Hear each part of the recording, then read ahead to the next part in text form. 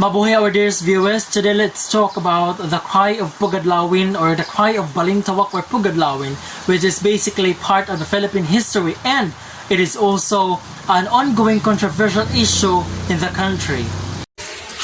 As we go through on this topic, we truly understand that the cry of Balintawak or Pugad Lawin serve a very relevant and such an impactful contribution not just for a Filipino people but on the country itself. The cry of Balintawak was the main reason on why we have independence that we are looking for a very long time. These events vitalized the unity of the Filipino people and brought thirst for independence. The cry of the rebellion in Pugad Lawin marked the start of the Philippine Revolution in 1896, which eventually led to independence of the country in 1898. There are many accounts presented the evidences with its supporting details to add it on in the history of the first cry. Number 1, Dr. Pio Valenzuela. First version, Pugad Lawin on Wednesday of August 26, 1896. Second version, Pugad Lawin on August 23, 1896. Number 2, General Santiago Verata Alvarez. In his account, the first cry happened on August 24, 1896 at Bahay Toro, Quezon City.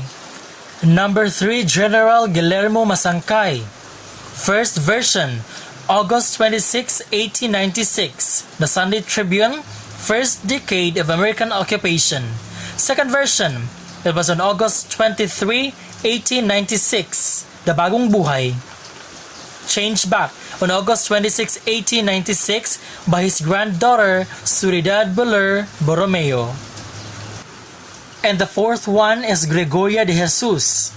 In her account, the first cry happened near Caloocan on August 25, 1896. So basically, they have different stands on where exactly event happened. First argument. The first cry happened in Pugad Lawin. Dr. Pio Valenzuela was the only eyewitness who accounted that the cry happened in Pugad Lawin. Teodoro Agoncillo, Revolt of the Masses in 1956, used his considerable influence and campaigned to change the date and the venue of the first cry to Pugad Lawin on August 23, 1896. In 1963, President Macapagal ordered that the cry of Balintawak shall be called Cry of Pugad Lawin and it should be celebrated in August 23 instead of August 26. Second argument.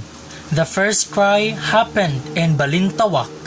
According to Dr. Milagros Guerrero, Ramon, Villegas, and Emmanuel Encarnacion stated that all these mentioned places are part of Balintawak, and Quezon City during the Spanish regime is still not an existing place.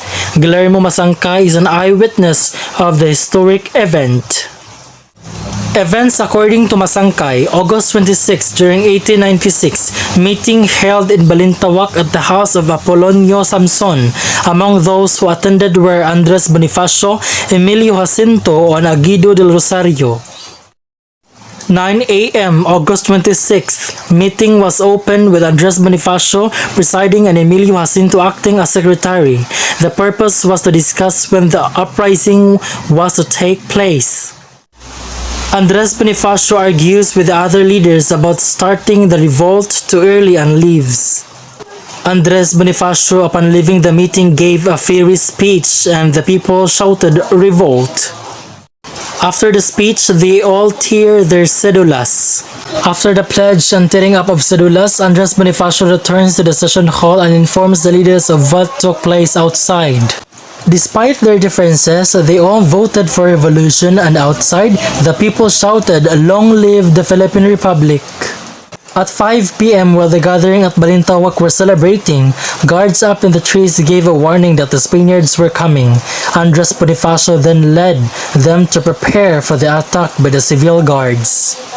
Therefore, we are against on these arguments. It is very clear that each arguments are totally different, same with its evidences. It made our minds very curious and it is very hard to believe which is true or not based on the presented arguments with its supporting details.